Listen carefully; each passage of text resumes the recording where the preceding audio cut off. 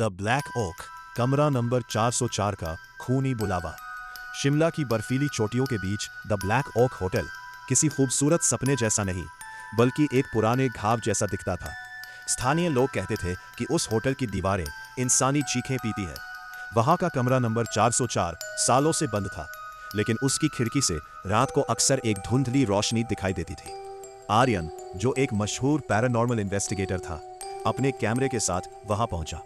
Receptionist ने कांपते हाथों से उसे चाबी थमाई और धीमी आवाज में कहा, साहब, रात 12 बजे के बाद मौत दस्तक देगी। उसे जवाब मत देना, चाहे कोई रोए या कोई पुकारे, दरवाजा मत खोलना। आर्यन ने एक फीकी मुस्कान के साथ कहा, मैं डरों का शिकार करने आया हूं, डरने नहीं। रात के ठीक 12 बजे 5 बजे सन्नाटा इतना गहरा था कि आर्यन को अपनी ही धड़कनें किसी नगाड़े की तरह सुनाई दे रही थी। अचानक कमरे का तापमान इतना गिर गया कि आर्यन के मुंह से भाप निकलने लगी। तभी सिसकने की आवाज आई। वो आवाज दीवार के पीछे से नहीं, बल्कि बिस्तर के ठीक नीचे से आ रही थी। आर्यन ने कांपते हाथों से टॉर्च जलाई, लेकिन नीचे कोई नहीं था।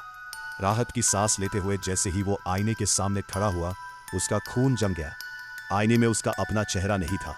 वहां एक औरत खड़ी थी जिसके चेहरे का मांस सड़कर हड्डियों से लटक रहा था। उसकी आंखें नहीं थी, बस 2 खाली काले गड्ढे थे जिनमें से खौला हुआ खून बह रहा था।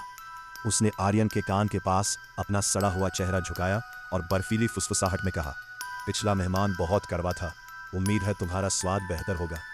आर्यन जान बचाकर कमरे से बाहर भागा। वो गलियारे में दौड़ता रहा, लेकिन सीढ़ियां आने का नाम ही नहीं ले रही थी। दीवारें धीरे धीरे करीब आ रही थी, जैसे होटल उसे कुचल देना चाहता हो।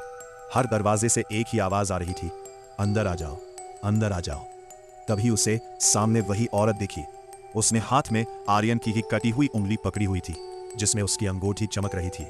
आर्यन ने अपने हाथ की तरफ देखा। उसका हाथ लहूलुहान था। उसे दर्द का एहसास तब हुआ जब पूरी बिजली गुल हो गई। अगली सुबह पुलिस को होटल के रिसेप्शन पर एक पुराना कैमरा मिल।